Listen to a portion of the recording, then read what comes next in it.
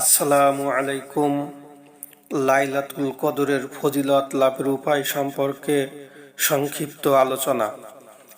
উম্মতে মুহাম্মাদির জন্য মহান আল্লাহর এক অনন্য আর শ্রেষ্ঠ উপহার লাইলাতুল কদর। এটি বছরের সর্বশ্রেষ্ঠ রাত, যার একটি মুহূর্তের ইবাদত হাজার মাসের ইবাদতের চেয়েও উত্তম। এ রাতেই আল্লাহ পবিত্র কোরআন নাজিল করেছেন। এ রাতের কারণেই রামাজান পেয়েছে বছরের সর্বশ্রেষ্ঠ মাসের মর্যাদা। মুমিনের সংক্ষিপ্ত জীবনে রামাজান হলো ইবাদতের বসন্তকালের মতো, আর লাইলাতুল কদর হলো পরকালের পাথেয় সংগ্রহের এক মহেন্দ্রক্ষণ। কোনো উপায় অবলম্বনের মাধ্যমে এই মহিমান্বিত রাতের ফজিলত লাভ করা যায়। প্রতিটি মুহূর্তকে কিভাবে আমল আর ইবাদতের মাধ্যমে সার্থক করে তোলা যায়, এ বিষয়ে এই আলোচনা। কদর কদর অর্থ হচ্ছে সম্মান, মর্যাদা। লাইলাতুল কদর অর্থ মর্যাদার রাত, মহিমান্বিত রাত অথবা ভাগ্য নির্ধারণের রাত। মহান আল্লাহ এই রাতে, এই মাসে মহাগ্রন্থ আল কোরআন নাজিল করেছেন।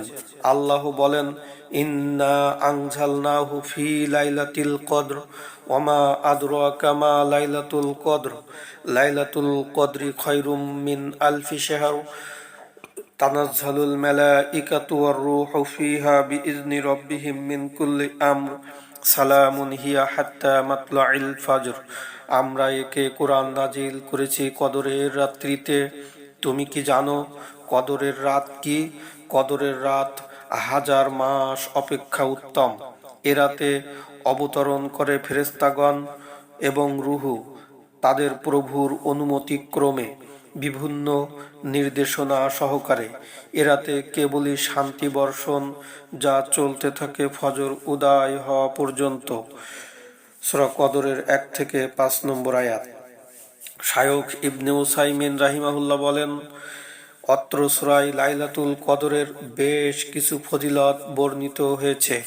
প্রথম ফজিলত, আল্লাহ এই রাতে কোরআন অবতীর্ণ করেছেন, যার মধ্যে রয়েছে মানব জাতির হেদায়েত আর দুনিয়া আখিরাতের সৌভাগ্যের উপকরণ। আল্লাহ বলছেন, ওমা আদরাকা মা লাইলাতুল কদর, তুমি কি জানো কদরের রাত কি? এ আয়াতে প্রশ্নবোধক এই যে ভঙ্গিটি এই রাতের মহিমা, গাম্ভীর্য, গুরুত্বকে ফুটিয়ে তোলে। এই রাত 1000 মাসের চেয়েও শ্রেষ্ঠ। এই রাতে ফেরেশতারা অবতীর্ণ হন, আর তারা কেবল কল্যাণ, বরকত, রহমত নিয়েই অবতরণ করেন। এটি প্রশান্তির রাত।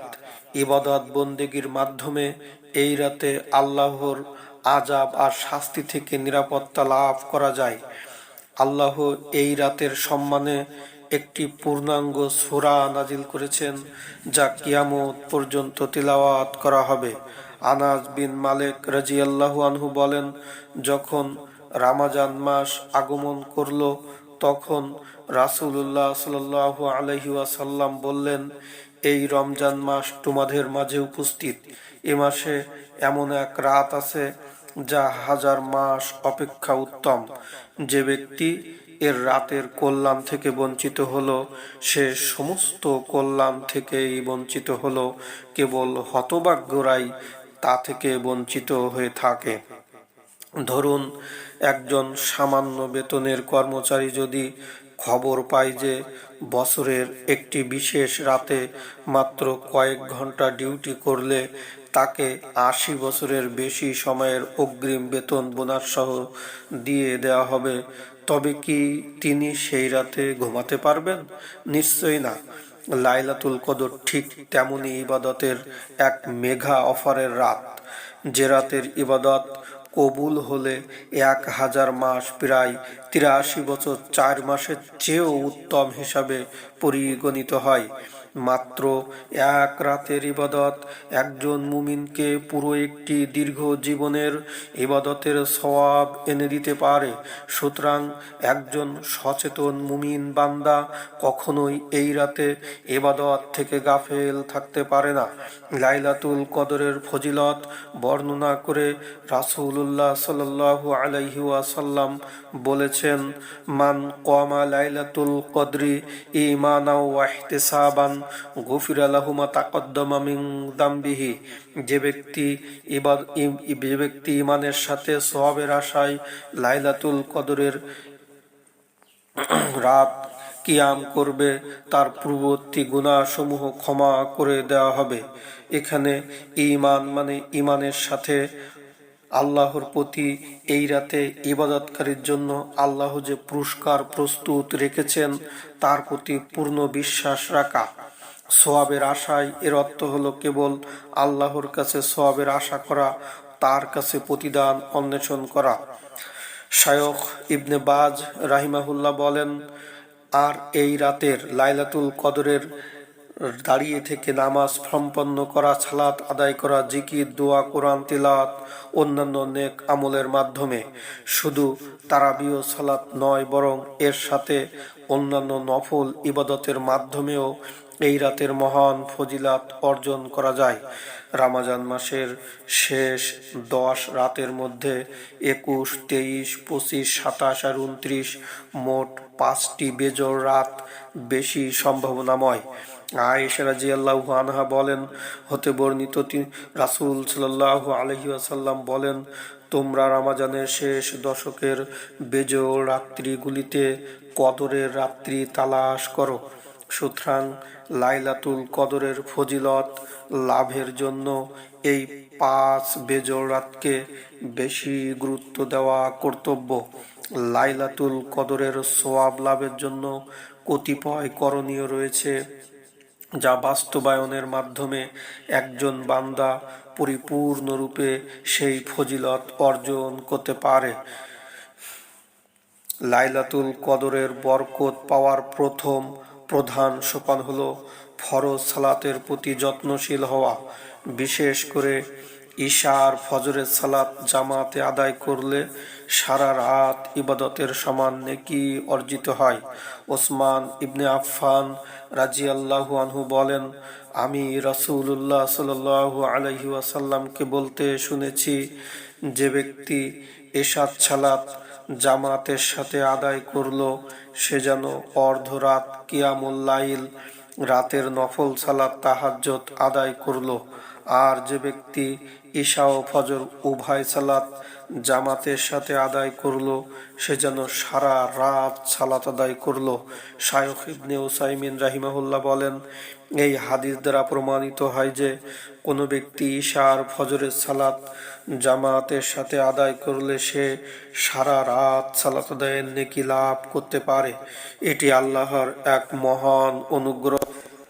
আপনি যখন ঈশা আর ফজরের সালাত জামাতের সাথে আদায় করবেন তখন আপনি আপনার বিছানায় শুয়ে থাকা অবস্থাতেও যেন সারা রাত ইবাদতে দণ্ডায়মান থাকলেন। বিখ্যাত তাবী সাঈদ ইবনুল মুসাইয়িব রাহিমাহুল্লাহ বলেন, যে ব্যক্তি লাইলাতুল কদরের রাতে ঈশার সালাতে জামাতে উপস্থিত হলো সে এই রাতের কল্যাণ থেকে নিজের অংশ গ্রহণ করে নিল। আমরা যদি রমজানের শেষ দশকে ঈশা ও ফজর সালাত জামাতের সাথে আদায় করতে পারি তবে আমরা নিশ্চিতভাবে লাইলাতুল কদরের প্রত্যাশা করতে পারি। সেজন্য খেয়াল রাখতে হবে যেন মার্কেটে ঘোরাঘুরি করে ঘুম আর গাফলতির কারণে আমাদের এই 2 সালাতের জামাত ছুটে না যায়। তবে মহিলারা সময় মতো বাড়িতে সালাত আদায়ের মাধ্যমে এই নেকি লাভ করতে পারবেন ইনশাআল্লাহ। রমজানের রাতগুলোতে ইমামের সাথে তারাবিহ সালাত আদায় করা কদরের ফজিলত অর্জনের অন্যতম মাধ্যম। রাসূলুল্লাহ সাল্লাল্লাহু আলাইহি ওয়াসাল্লাম রমজানের ভিতরে আর রমজানের বাইরে বিতর সহ 11 রাকাত তাহাজ্জুদ বা তারাবির সালাত আদায় করতেন। জাবের বিন আব্দুল্লাহ রাদিয়াল্লাহু আনহু থেকে বর্ণিত, তিনি বলেন, রাসূল সাল্লাল্লাহু আলাইহি ওয়াসাল্লাম রমজান মাসে আমাদেরকে ৮ রাকাত তারাবি আর বিতর সালাত পড়ান। অন্যত্র রাসূল সাল্লাল্লাহু আলাইহি ওয়াসাল্লাম বলেছেন, যে কোনো ব্যক্তি যদি ইমাম সালাত শেষ করা পর্যন্ত তার সাথে তারাবিহ সালাত আদায় করে, তাহলে তার জন্য পুরো রাত সালাত আদায় করা হিসাবে গণ্য হবে। ইমামের সাথে শুরু থেকে শেষ পর্যন্ত তারাবিহ সালাত আদায় করলে পূর্ণ রাত ইবাদতের সওয়াব পাওয়া যায়। এটি মূলত উম্মতে মুহাম্মাদীর জন্য আল্লাহর এক বিশেষ অনুগ্রহ, যাতে স্বল্প পরিশ্রমে তারা সারা রাত কিয়ামুল লাইলের মর্যাদা লাভ করতে পারে। কোরআন নাজিলের রাতে কোরআন তেলাওয়াত করা শ্রেষ্ঠ ইবাদতের অন্তর্ভুক্ত। কোনো বান্দা যদি রাতের বেলা পবিত্র কোরআন থেকে ১০০ আয়াত তেলাওয়াত করে, তবে তিনি সে রাতে তাহাজ্জুদ কিয়ামুল লাইল আদায় করার নেকি অর্জন করতে পারে। রাসূলুল্লাহ সাল্লাল্লাহু আলাইহি ওয়াসাল্লাম ইরশাদ করেন, যে ব্যক্তি রাতের বেলা ১০০ আয়াত তিলাওয়াত করবে, তার জন্য পুরো রাতটাই ইবাদত হিসাবে গণ্য হবে। অপর বর্ণনায় রাসূল সাল্লাল্লাহু আলাইহি ওয়াসাল্লাম বলেছেন, যে ব্যক্তি রাতে ১০০ আয়াত পাঠ করবে, তাকে কানিতিন অনুগত বান্দাদের অন্তর্ভুক্ত হিসাবে লিপিবদ্ধ করা হবে। সূরা বাকারাহর মতো বড় সূরাগুলো ছাড়াও কোরআনের শেষ দিকের ছোট ছোট কয়েকটি সূরা মিলালেই ১০০ আয়াত হয়ে যায়। যেমন কেউ যদি সূরা ওয়াকিয়া ৯৬টা আয়াত আছে পড়ে এবং সাথে সূরা ইখলাস পড়ে তেলাওয়াত করে, এতে তার ১০০ আয়াত পূর্ণ হয়ে যায়। শুধু রমজানে নয়, রমজানের বাইরেও ঘুমানোর আগে মোবাইল স্ক্রিনে সময় নষ্ট না করে মাত্র ১০-১৫ মিনিট সময় ব্যয় করে আমরা এই ফজিলতপূর্ণ আমলটি সম্পাদন করতে পারি। আর কেউ যদি এর চেয়ে আরও বেশি সময় নিয়ে আরও বেশি তিলাওয়াত করতে পারে, তবে সেটা তো নূরুন আলা নূর, সোনায় সোহাগা। পবিত্র কুরআনে বিশেষ বিশেষ কিছু সূরার আয়াত আছে যার স্বতন্ত্র ফজিলত হাদিসে বিবৃত হয়েছে। তার মধ্যে অন্যতম হলো সূরা বাকারার শেষ ২ আয়াত। রাতের বেলা এই ২ আয়াত তিলাওয়াতের মাধ্যমে বান্দা সেই রাতের তাহাজ্জুদের নেকি লাভ করবে। রাসূলুল্লাহ সাল্লাল্লাহু আলাইহি ওয়াসাল্লাম বলেন, যে ব্যক্তি রাতে সূরা বাকারার শেষ ২ আয়াত তেলাওয়াত করবে, তার জন্য তা যথেষ্ট হয়ে যাবে। ইবনে মাসউদ রাদিয়াল্লাহু আনহু বলেন, যে ব্যক্তি সূরা বাকারার শেষাংশ তেলাওয়াত করবে, তবে এটা তার পক্ষ থেকে কিয়ামুল লাইলের সওয়াব লাভের জন্য যথেষ্ট হয়ে যাবে। ইমাম সুয়ুতি রাহিমাহুল্লাহ বলেন, এ আয়াত দুটি তার জন্য কোরআন পাঠের মাধ্যমে তাহাজ্জুদ আর কিয়ামুল লাইল আদায়ের স্থলাভিষিক্ত হবে, যথেষ্ট হবে। ইমাম নববী রাহিমাহুল্লাহ বলেন, এই ২টি আয়াতের মর্মার্থ হলো সূরা বাকারার শেষ ২ আয়াত রাতে তিলাওয়াত করা কিয়ামুল লাইলের নেকি লাভের জন্য যথেষ্ট, শয়তান কোনো অনিষ্টকারিতা থেকে বাঁচার জন্য যথেষ্ট, এটা সবকিছুর জন্যই যথেষ্ট। মহান আল্লাহর বিশেষ অনুগ্রহ যে তিনি ছোট ছোট আমলের জন্য অনেক বড় বড় নেকি বরাদ্দ রেখেছেন। সুতরাং লাইলাতুল কদরের সম্ভাবনাময় রাতগুলো এই ছোট আমলটি সম্পাদন করে আমরা এই রাতের ফজিলত লাভের প্রত্যাশা করতে পারি। আল্লাহর সন্তুষ্টি লাভের একটি বড় মাধ্যম হলো দান সদাকা। রাসূল সাল্লাল্লাহু আলাইহি ওয়াসাল্লাম রমজান মাসে প্রবাহিত বায়ুর চেয়েও অধিক দান সাদাকা করতেন।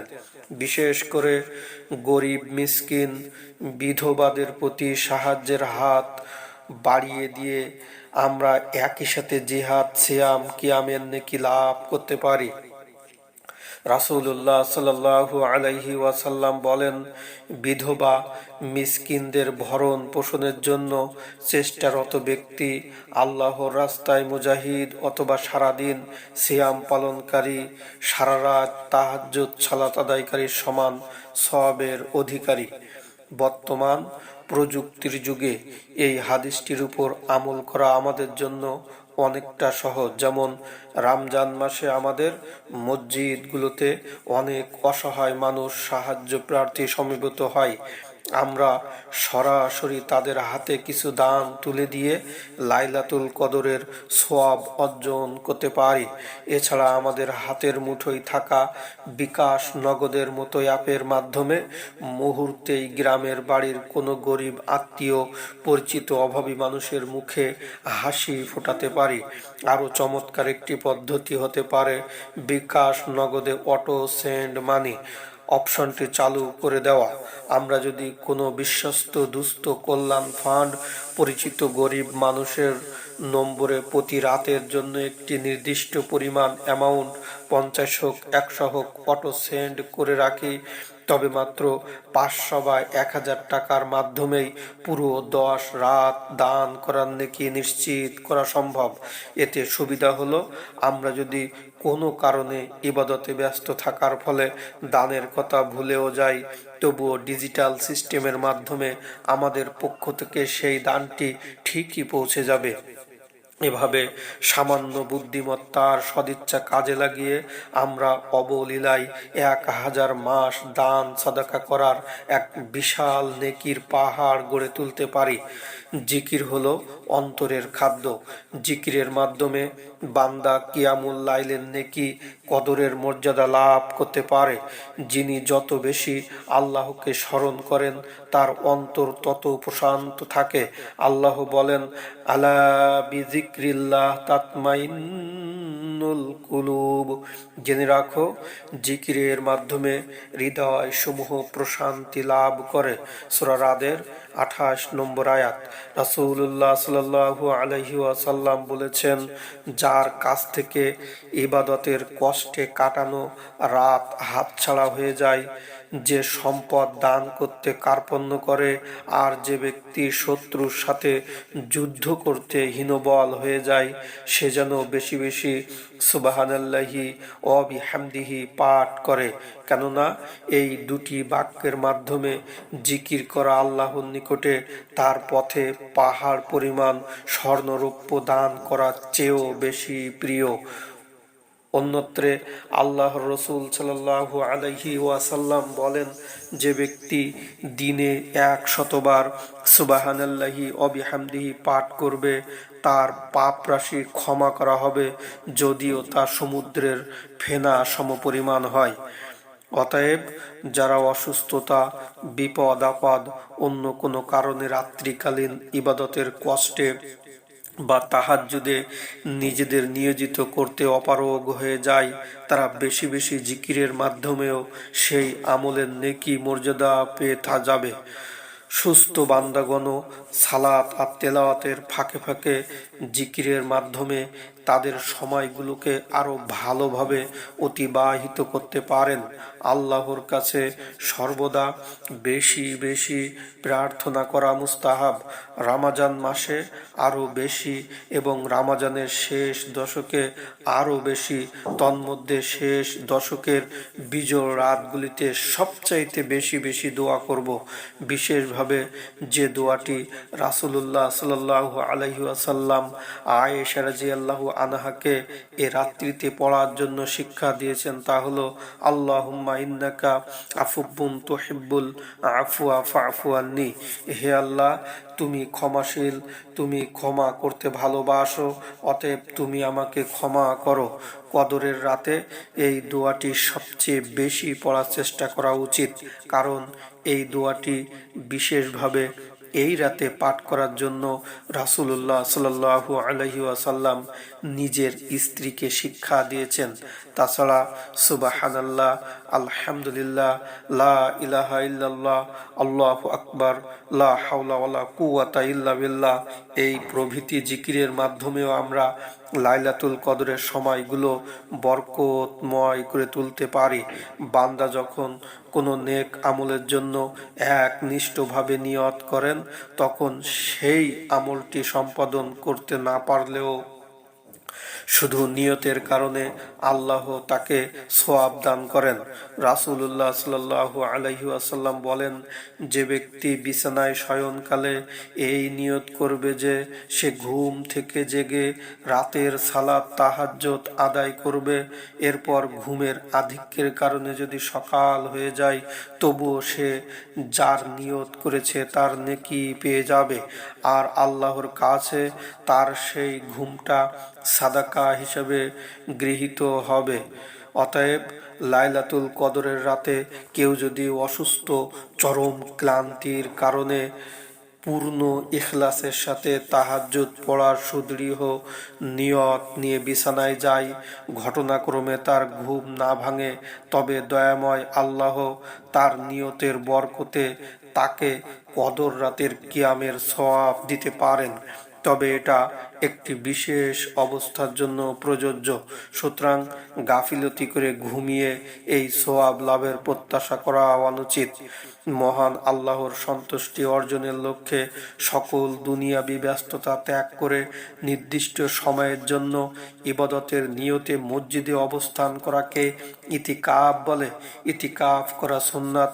রাসূলুল্লাহ সাল্লাল্লাহু আলাইহি ওয়াসাল্লাম লাইলাতুল কদর লাভের জন্য প্রতি রমজানের শেষ দশকে নিয়মিত ইতিকাফ করতেন। আবু হুরায়রা রাদিয়াল্লাহু আনহু বলেন, রাসূলুল্লাহ সাল্লাল্লাহু আলাইহি ওয়াসাল্লাম প্রতি রমজানে 10 দিন ইতিকাফ করতেন, কিন্তু যে বছর তিনি মারা যান সে বছর 20 দিন ইতিকাফ করেন। তাই যারা লাইলাতুল কদরের নেকি লাভের প্রত্যাশী তাদের ইতিকাফে বসা কর্তব্য, কারণ ইতিকাফের মাধ্যমে একজন মুমিন বান্দা দুনিয়ার সব ব্যস্ততা ছিন্ন করে আল্লাহর ঘরের মেহমান হয়ে যান, যা লাইলাতুল কদর পাওয়ার সবচেয়ে কার্যকর উপায়। মুমিনের জীবনে সবচেয়ে দামি প্রহর হলো রমজানের শেষ দশকের রাতগুলো, যা অবহেলায় হারিয়ে ফেলা মানে আজীবনের জন্য এক অপূরণীয় ক্ষতি হয়ে যাওয়া। রাসূলুল্লাহ সাল্লাল্লাহু আলাইহি ওয়াসাল্লাম এই শেষ দশকে সকল দুনিয়াবি ব্যস্ততা ঝেড়ে ফেলে ইবাদতের জন্য কোমর বেঁধে নিতেন। নিজে রাত জেগে ইবাদত করতেন, পরিবারের সদস্যদেরকেও জাগিয়ে দিতেন, যেন রহমতের এই বারিধারা থেকে কেউ বঞ্চিত না হয়। আয়েশা রাদিয়াল্লাহু আনহা বলেন, রমজানের শেষ দশক উপস্থিত হলে রাসূলুল্লাহ সাল্লাল্লাহু আলাইহি ওয়াসাল্লাম কোমর বেঁধে নিতেন, নিজে রাত্রি জাগরণ করতেন আর নিজের পরিবারকে জাগাতেন। তিনি বলেন, শেষ দশকে রাসূল সাল্লাল্লাহু আলাইহি ওয়াসাল্লাম যত কষ্ট করতেন অন্য সময় তত করতেন না। শায়খ ইবনে বাজ রাহিমাহুল্লাহ বলেন, যে ব্যক্তি ঈমান আর সওয়াবের আশায় রমজানের শেষ দশকের প্রতি রাতে ইবাদত করবে, সে নিঃসন্দেহে এই রাতটি লাইলাতুল কদর লাভ করবে এবং আল্লাহ এই রাতের ইবাদতকারীদের জন্য যে পুরস্কারের ওয়াদা করেছেন তা অর্জনে সফল হবে।